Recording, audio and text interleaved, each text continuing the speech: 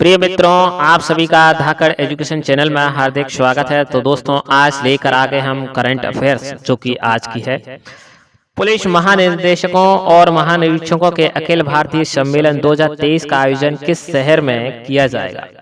तो दोस्तों, इस प्रश्न का सही जवाब है जयपुर में किया जाएगा। 4 ऑप्शन दिए गए थे: भोपाल, जबलपुर, मुंबई, बेंगलोर। अगला है, इस सम्मेलन में प्रधानमंत्री नरेंद्र मोदी, केंद्रीय मंत्री अमित शाह, राष्ट्रीय सुरक्षागार आदि वरिष्ठ अधिकारी भाग लेंगे। सम्मेलन के दौरान अपराध, प्रौद्योगिकी, आतंकवादी विरोधी चुनौतियां, वामपंथी उग्रवाद, जेल सुधार सहित पुलिस व्यवस्था में अनेक विषयों पर चर्चा होगी। तो कह सकते हैं मुख्य रूप से इसमें भारत के प्रधानमंत्री यानी भारत का जो भारत सरकार चलाने वाले मंत्रीगण है वो सभी उपस्थित होंगे। जैसे कि हाल ही में किस राज्य के आदि के केर अदरक को जीआई टैग प्रदान किया गया है? तो दोस्तों, इस प्रश्न का सही जवाब है अरुणाचल प्रदेश के अदरक को जीआई का टैग प्रदान किया गया है।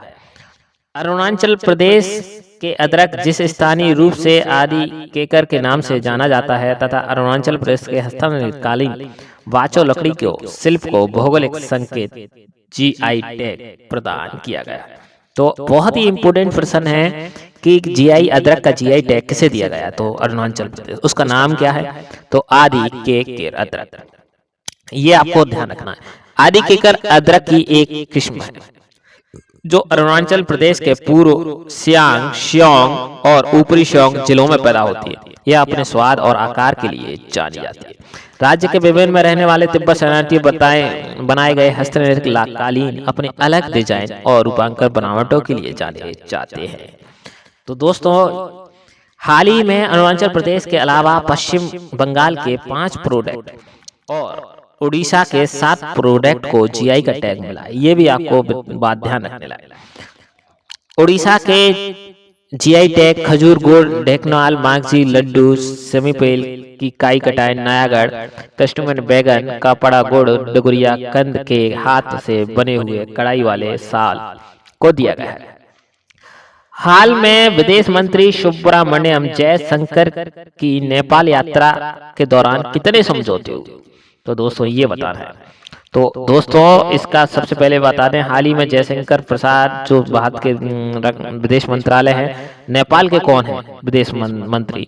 तो नारायण प्रकाश सऊदी हैं। दोस्तों, बैठक के दौरान दोनों देशों ने 2 महत्वपूर्ण हस्ताक्षर किए। बिजली पर दीर्घकालिक समझौता हुआ 10 वर्ष के लिए। अधिक प्रभाव वाली सामुदायिक विकास परियोजनाओं के निवेश में बढ़ावा देने के लिए समझौता किया गया। तो दोस्तों, ये था आज का करंट अफेयर्स के अभी कुछ प्रश्न। अब आगे बढ़ेंगे, उससे पहले दोस्तों आप प्रश्नों को ध्यान से पढ़िए। नेपाल राजधानी है काठमांडू, राष्ट्रपति है रामचंद्र पौडेल और प्रधानमंत्री है पुष्प कमल दहल प्रचंड। ये आपको ध्यान रखने हैं क्योंकि करंट अफेयर्स कहीं से आ सकता है। केंद्र सरकार ने पृथ्वी विज्ञान योजना के तहत कितनी राशि को मंजूरी दी है? जी हाँ, कितने पैसे को मंजूरी दी गई है केंद्र सरकार द्वारा पृथ्वी विज्ञान? तो 4797 करोड़ रुपए की योजना को मंजूरी दी गई है। पृथ्वी विज्ञान योजना को केंद्र सरकार ने, जो 5 जनवरी 2024 को केंद्र सरकार ने इसको मंजूरी दी थी, 5 तारीख को दी थी, यानी अभी 5 जनवरी। अगला प्रश्न, पृथ्वी विज्ञान योजना में वर्तमान में 5 स्कीमों को शामिल किया है। जी हाँ, कितनी स्कीमें शामिल हैं? तो 5 स्कीमें इस योजना में शामिल की गई हैं। पृथ्वी विज्ञान योजना का उद्देश्य भू प्रणाली और भू परिवर्तन महत्वपूर्ण संकेत रिकॉर्ड के लिए है। जी हाँ दोस्तों, तो बहुत ही सिस्टमेटिक जीके है। आपको इसका अगर पीडीएफ चाहिए तो आप हमें लिंक के लिए बोल दीजिए कमेंट में, तो हम उसका टाइप करके आपको लिंक भेज देंगे कमेंट में। तो दोस्तों, अगला है, योजना के द्वारा मौसम, समुद्र, जलवायु खतरे अनुमान लगाना। एक तरह से मौसम से संबंधित सभी चीजों के लिए इस चीज परियोजना को, प्रोजेक्ट को पैसा दिया गया है।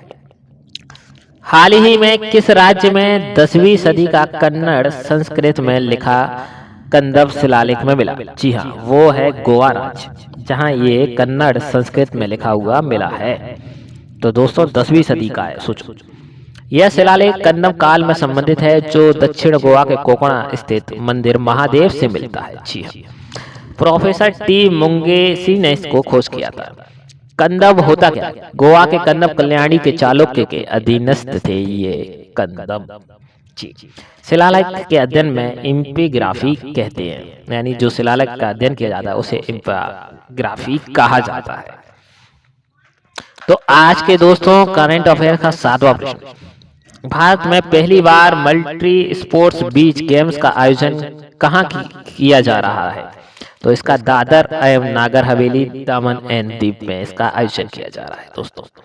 तो इसके लिए मल्टीस्पेशल अच्छे स्टेडियम बनाए गए हैं और दादर नागर हवेली भारत का केंद्र शासित राज्य है। गठन 26 जनवरी 2020 को हुआ था।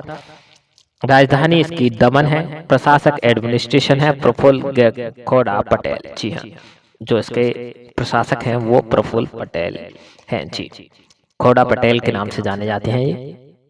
तो ये आपको दादर नागर हवेली की कुछ ऐसी जानकारी थी जो आपके लिए बहुत प्रैक्टिकल थी और जरूरी भी थी। तो इसका ये है। अब जानते हैं इसके नीचे, रश्मि शुक्ला किस राज्य की पहली महिला पुलिस महानिदेशक नियुक्त की गई है? रश्मि शुक्ला, जी हाँ, ये महाराष्ट्र राज्य की पहली पुलिस जो महानिरीक्षक डीजीपी बोला जाता है जिसे, उसे नियुक्त किया गया है, वो है रश्मि शुक्ला, महाराष्ट्र। रश्मि शुक्ला महाराष्ट्र की पुलिस महानिरीक्षक बनने वाली पहली महिला हैं। रश्मि शुक्ला राजस्थानी सेठ के स्थान पर स्थान लेंगी, यानी रजनी सेठ जिनसे पहले थे उनके स्थान पर ये बनेगी। और रश्मि शुक्ला 1988 बैच की आईपीएस अधिकारी हैं। महाराष्ट्र की पुलिस महानिदेशक पूर्व यह सीमा सुरक्षा बल एसएसबी की महानिदेशक रह चुकी है।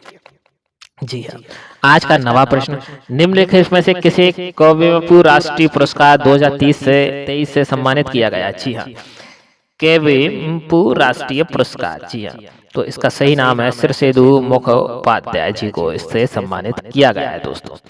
तो दोस्तों आज का हमारा वीडियो अगर पसंद आया हो तो प्लीज चैनल को सब्सक्राइब कर दीजिए। इसी तरह की करंट अफेयर्स आपको मिलती रहेगी। धन्यवाद।